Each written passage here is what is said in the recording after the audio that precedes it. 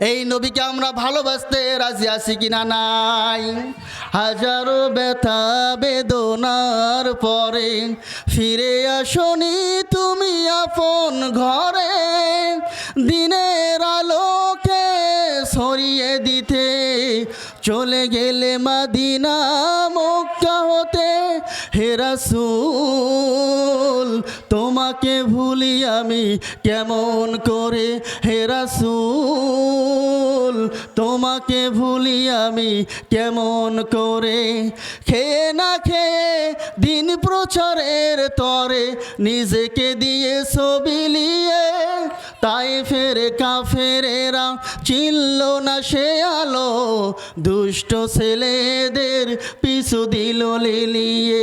পাথরের আঘাতে ক্ষত বিক্ষত হয়ে সারা শরীর থেকে রক্ত ঝরে। হে রাসূল তোমাকে ভুলি আমি কেমন করে, হে রাসূল তোমাকে ভুলি আমি কেমন করে। মারহাবা। এ রাসূলকে কি ভোলা যাবে? নবীজি আমার আপনার জন্য জন্মের পর থেকে 63 বছর কান্না করেছেন, উম্মতের চিন্তা করেছেন। আজ মদিনায় শুয়ে শুয়ে উম্মতের চিন্তা করে। কিয়ামতের ময়দানে যখন সমস্ত নবী রাসূল ইয়া নাফসি বলবে, আমার আপনার নবী সমস্ত কিছু ভুলে গিয়ে রব্বি হাবলি উম্মতি, উম্মতের চিন্তায় বিবর থাকবে, ঠিক কিনা? এই নবীকে ভালোবাসার দরকার আছে কিনা নাই? বেশি না কম?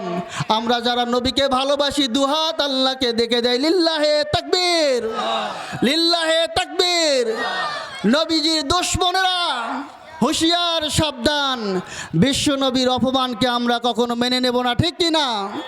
যারা নবীর বিরুদ্ধে কথা বলবে, যারা আল্লাহর বিরুদ্ধে কথা বলবে, আমরা তাদের বিরুদ্ধে যাব কিনা? যাব না।